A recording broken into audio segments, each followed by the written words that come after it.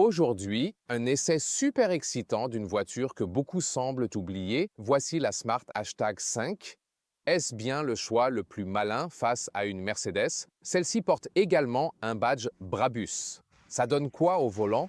En plus, elle coûte carrément 20 000 € de moins qu'un Mercedes GLB équivalent, alors qu'elle a une plus grosse batterie.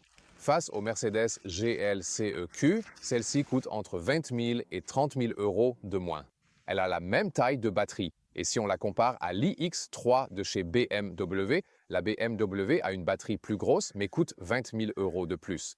Et enfin, la Tesla Model Y Performance serait aussi un peu plus chère, tout en ayant une batterie plus petite. Les faits et les chiffres parlent d'eux-mêmes en ce qui concerne le prix payé et la taille de la batterie obtenue ici. 94 kWh net et 61 000 € pour le prix, 3,8 secondes pour l'accélération pour cette Smart Hashtag 5 Brabus. C'est une proposition très intéressante. Mais il n'y a pas que les chiffres qui comptent, bien sûr. Il s'agit aussi du design, de l'intérieur, de la technologie et de l'expérience de conduite. Quelle est son efficacité? Quelle est l'autonomie réelle? Tient-elle vraiment ses promesses? On va découvrir ça avec Thomas sur AutoGFull en 4K, plein écran et en intégralité. C'est parti. Déjà vu ici parfois des jeux de lumière sympas avec les clignotants. Un très bel éclairage qu'ils ont mis là sur toute la face avant. Un avant vraiment costaud. Et ils ont clairement des ressemblances au niveau du design avec le Mercedes-Benz GLB, même s'ils sont effectivement sur une plateforme différente. Ensuite, vous avez aussi le grand lettrage Smart ici. Mais celui-ci, comme je l'ai dit, c'est la version Brabus. Et vous voyez les touches de rouge dans la partie basse et le badge Brabus. Et Brabus est d'ailleurs situé tout près d'ici, pas construit très loin. Mais bien sûr, il y a cette fabrication, vous savez, qu'ils font eux-mêmes. Et l'autre chose, c'est qu'ils apportent le badge, le design et tout le reste aux voitures de série. Celui que vous voyez là, le Brabus reçoit aussi les jantes 21 pouces, les plus grandes pour la Smart Hashtag 5. On les voit juste là, étrières de frein rouge pour le contraste et rappel sur le rétroviseur extérieur. Et ces poignées de porte sont aussi d'habitude affleurantes, puis elles se déploient. Je n'aime vraiment pas ces poignées de porte. Je te l'ai dit souvent, et elles seront interdites dès 2027 en Chine. Encore une fois, tu sais, c'est une histoire de marché chinois qui voulait ces poignées de porte. Ils ont réalisé qu'elles sont dangereuses et tout le monde les interdit à nouveau.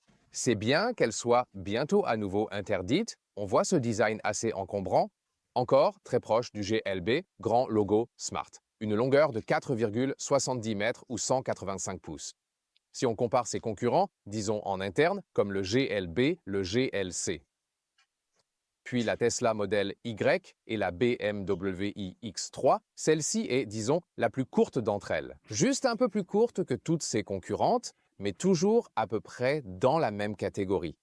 Et celle-ci dispose de la transmission intégrale en version Brabus. 3,8 secondes pour l'accélération. C'est la plus rapide, on va la conduire. Elles ont la transmission intégrale et deux tailles de batterie différentes. D'abord, vite ici, le bandeau lumineux, puis ce concept de design est repris sur ce véhicule. Vous savez, ces éléments horizontaux, ils sont arrondis des deux côtés. Ça, vous pouvez le voir partout, à l'extérieur comme à l'intérieur. Et des touches de rouge Brabus dans la partie basse. J'aime vraiment beaucoup ce gris mat qu'on a ici. Et Mercedes l'a aussi pas mal utilisé. Donc la version avec une seule batterie fait 74 kWh LFP.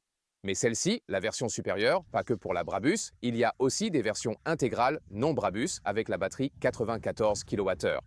C'est une taille conséquente pour ce format. Comme dit, la BMW iX3 a une plus grosse batterie, le GLCEQ, la même, et le Tesla Model Y ainsi que le GLB ont une batterie un peu plus petite. Donc encore une fois, le rapport qualité-prix avec ceci, vous voyez, ça commence à 47 000 € pour le prix de base ici. Mais ça monte à environ 60 000 € avec la version Brabus. Un super rapport qualité-prix sur le papier. Et ici, on a la trappe de recharge électrique. Mécanisme très intéressant. C'est du 22 kW AC et on a 400 kW de charge DC. On appuie sur ce bouton et ça se referme. Et le chiffre officiel, de 10 à 80% de charge en 18 minutes. Mais en fait, ça peut être plus rapide. Ça peut même charger en 15 minutes de 10% à 80% de charge. Comme vous le voyez à l'extérieur, on ne s'attend pas au résultat de VE le plus efficient. Cependant, celui-ci charge extrêmement vite et il est aussi rapide sur l'autoroute. Elle peut, comme la Brabus, rouler à 210 km/h, 130 miles à l'heure. Les autres versions sont un peu plus lentes en VMAX. Mais quoi qu'il en soit, tous les faits et les chiffres parlent déjà vraiment pour ce véhicule. Peut-il donc être une alternative viable et moins chère à BMW et Mercedes? Et offre-t-il un meilleur rapport qualité-prix que Tesla?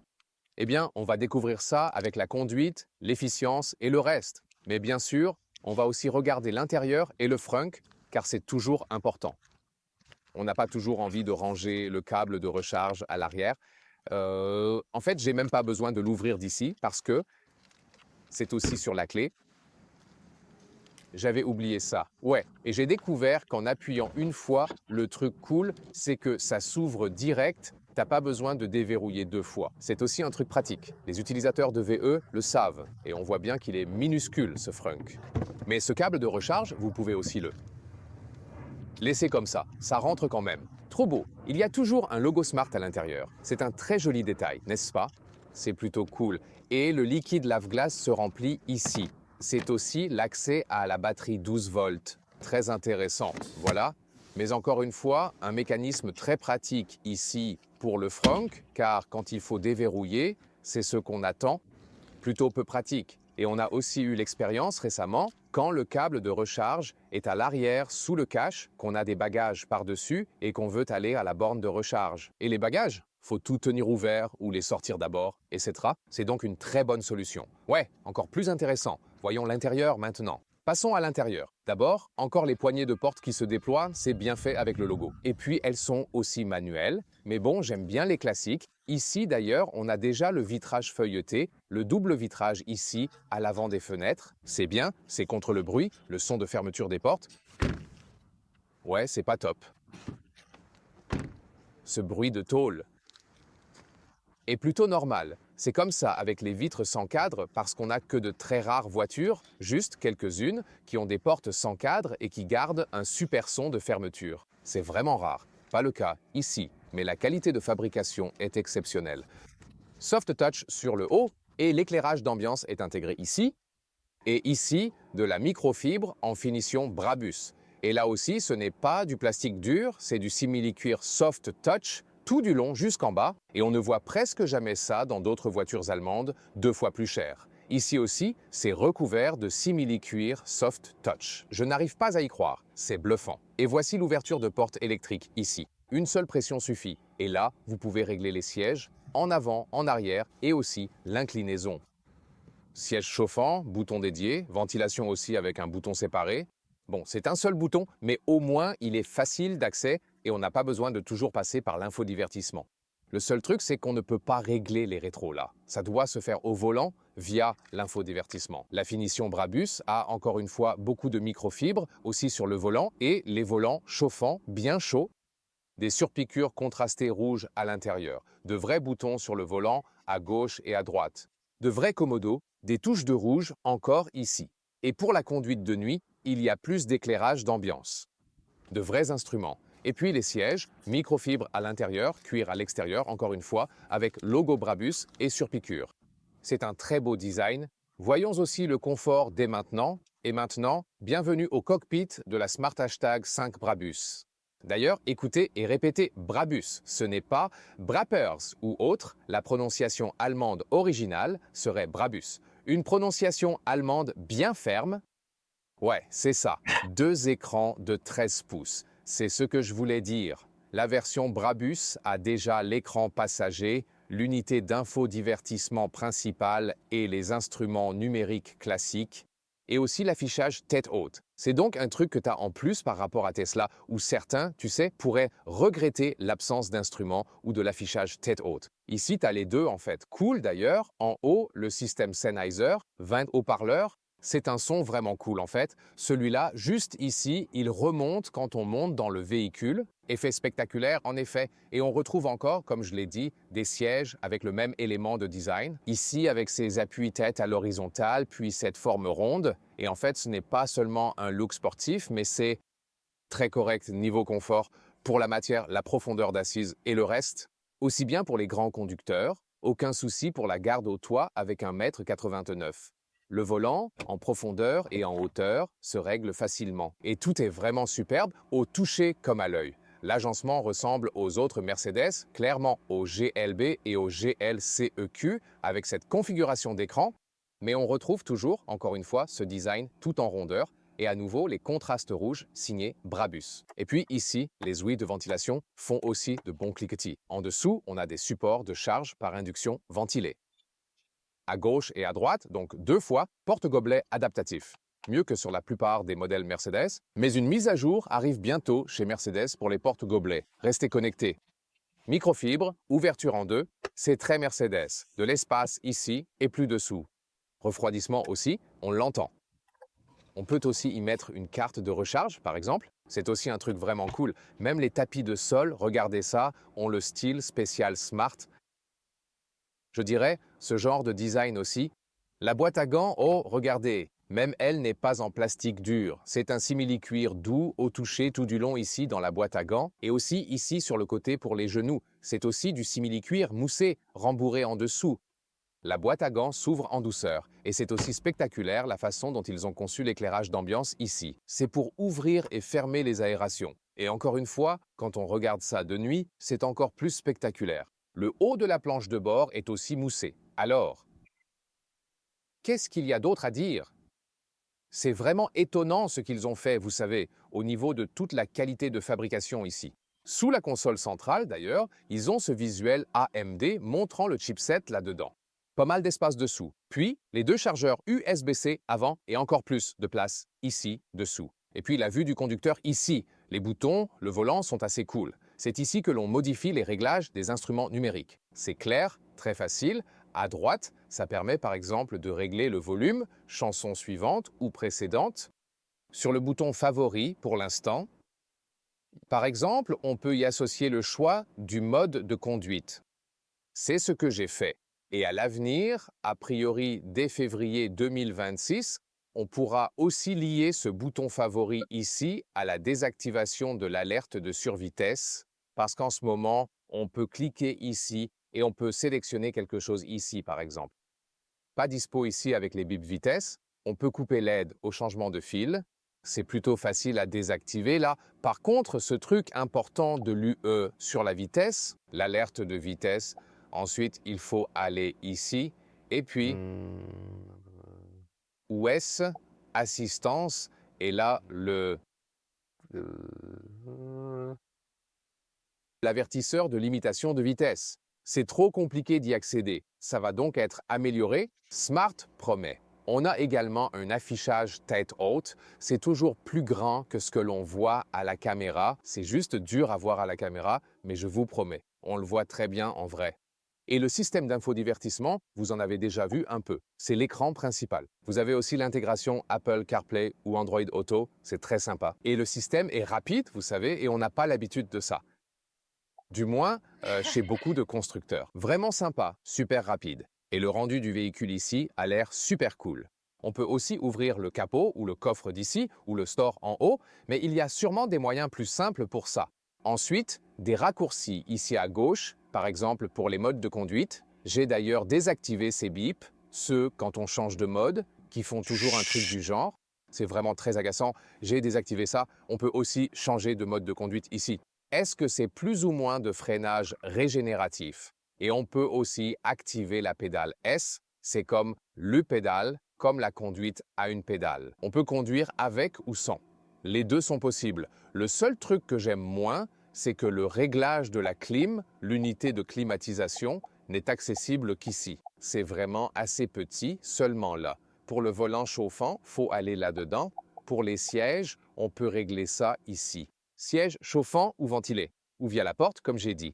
Et puis, le calcul des arrêts de recharge par le GPS interne de la voiture. Ici, par exemple, à travers l'Allemagne, là, 2 arrêts de recharge. C'est donc calculé, ça fonctionne. La visualisation n'est peut-être pas la plus moderne pour ce GPS. Ouais, mais ça propose aussi ce calcul d'itinéraire et de recharge. L'arrière sera super intéressant et qui l'aurait deviné? Tout d'abord, quand je baisse les vitres, ici, même pour celles qui sont situées à l'arrière, on a le double vitrage feuilleté.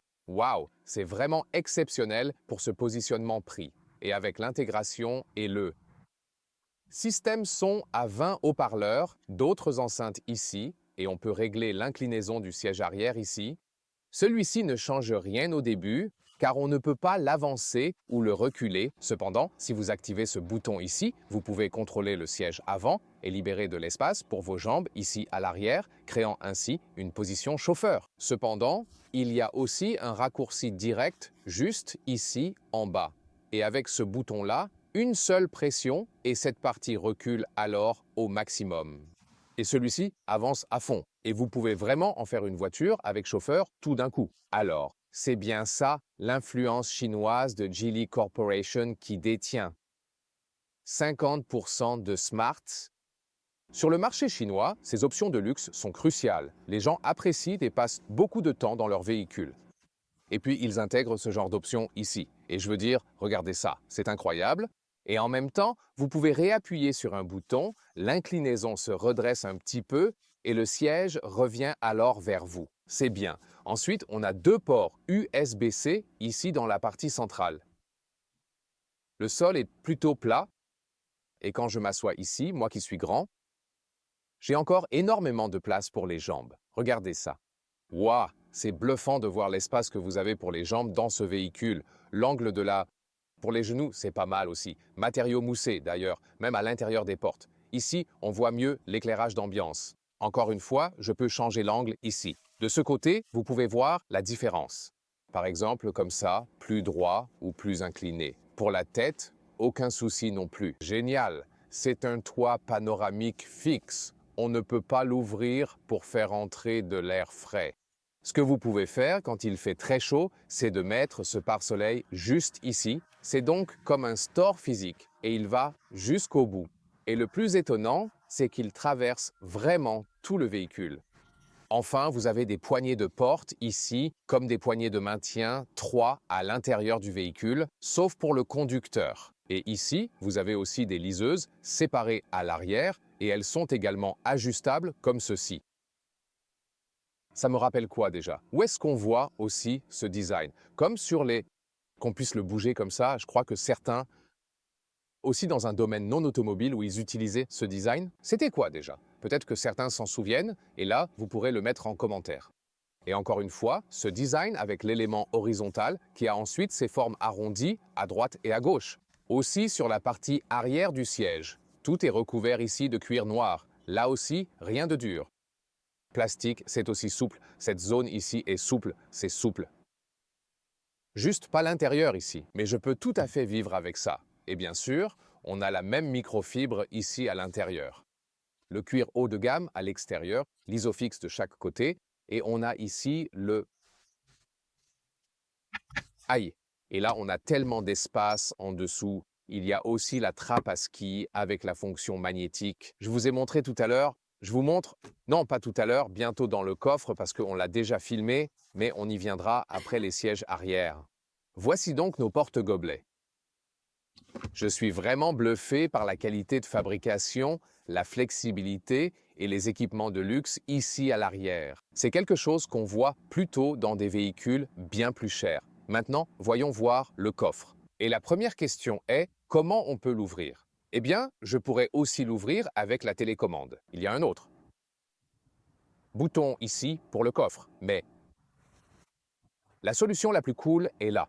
Il n'y a rien en dessous ni au-dessus, mais ici, à l'intérieur du lettrage Smart, c'est la même couleur que le véhicule, la même peinture, mais c'est en fait un bouton sur lequel on peut appuyer. C'est une solution vraiment smart, non?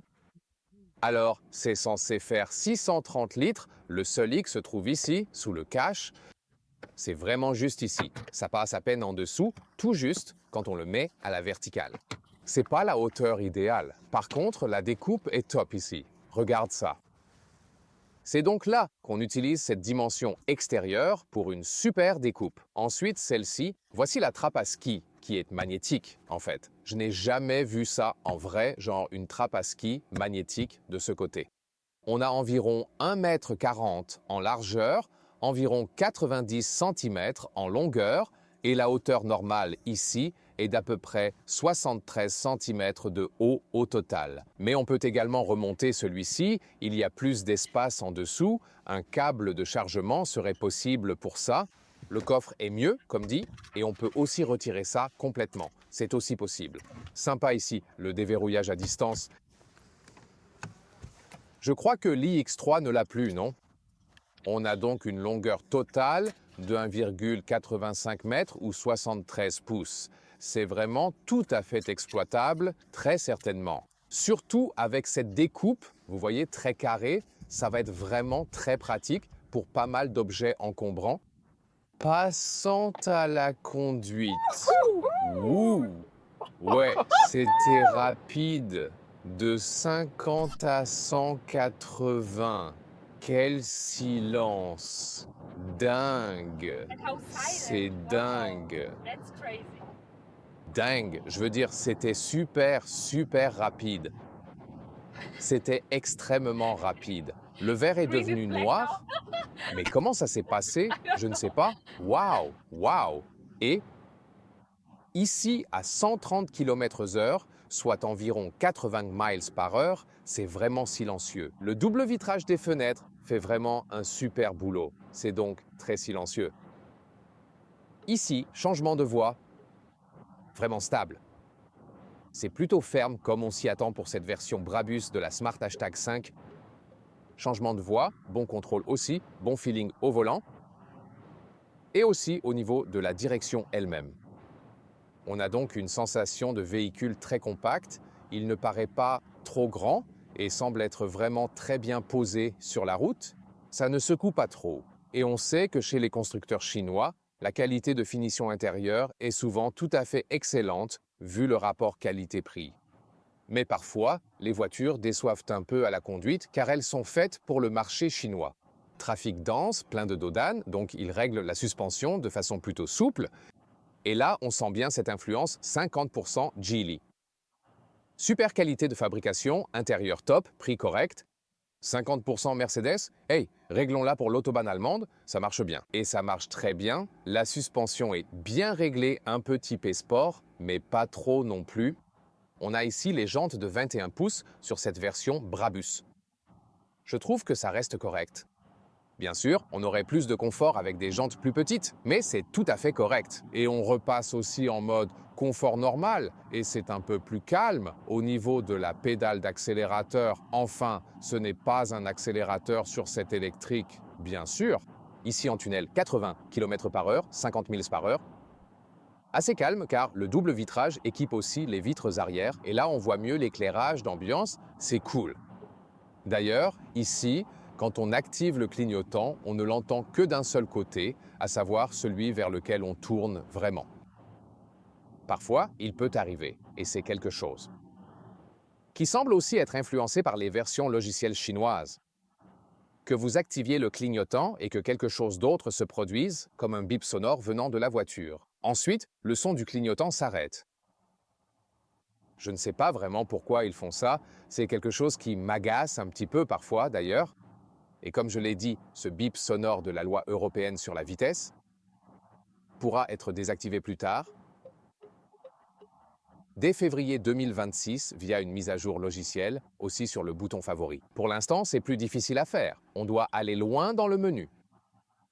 Mais jusqu'ici, on pouvait aussi facilement désactiver l'aide au maintien de voix ou l'assistant de changement de voix sur certains. Mais je n'ai pas ressenti le besoin de le désactiver parce que ça ne m'a pas vraiment dérangé jusqu'ici. Et maintenant, on passe au test de recharge.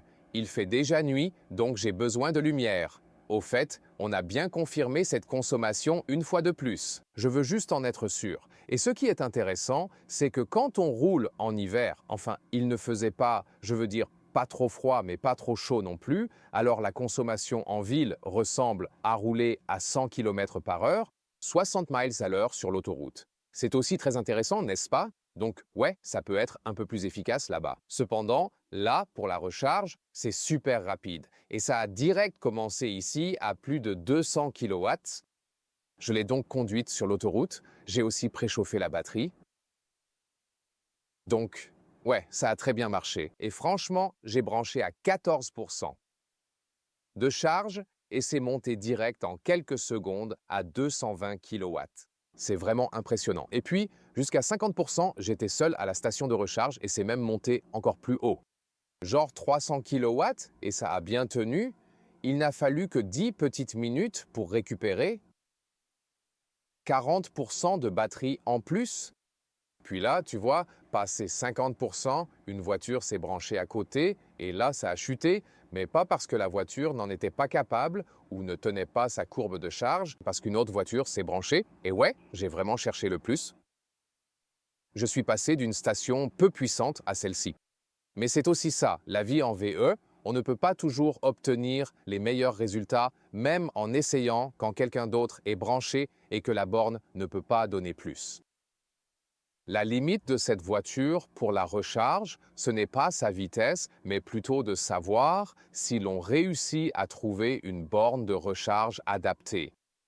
Et est-ce que vous êtes seul à cette borne? C'est là que se trouve la limite pour charger ce véhicule. Ça marche donc à nouveau super vite et vous voyez, même avec une autre voiture branchée, on peut quand même faire, vous savez, genre de 14 à 80 et quelques en environ 20 minutes.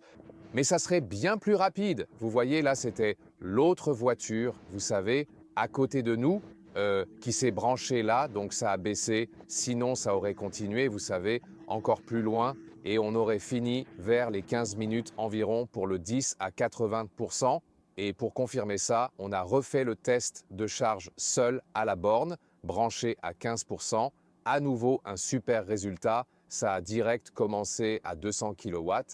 Très bon résultat, surtout que c'est immédiat. Puis c'est monté encore plus haut, vers 280 kW. Donc là aussi, c'est vraiment un très bon résultat et ça se maintient pendant pas mal de temps. Et après 10 minutes, on était presque à 60. Donc c'est un saut très rapide et ça a même continué comme ça. Donc de 15 à 80%, on a mis moins de 17 minutes. Et encore une fois, un très bon résultat. Et même là, les 200 kW ont été maintenus, donc il y avait une moyenne de charge globale très élevée. Vous pouvez d'ailleurs le voir juste ici, la moyenne est de presque 240 kW, c'est plutôt cool. Et même au-dessus de 80%, c'était encore raisonnablement rapide, ça a un peu chuté à 160. Et vous savez, ouais, vers 90%, j'ai fini par arrêter, mais même ça, vous voyez, avec un niveau de batterie élevé, c'est vraiment cool ici, à 91%, on était encore à 130 kW et là j'ai arrêté. C'est donc incroyable. Super voiture, super véhicule électrique, super rapport qualité-prix, recharge extrêmement rapide. Le seul bémol, c'est qu'elle n'est pas si efficace sur l'autoroute, c'est la seule chose avec laquelle il faut composer. Et maintenant, il est temps d'aller voir la concurrence.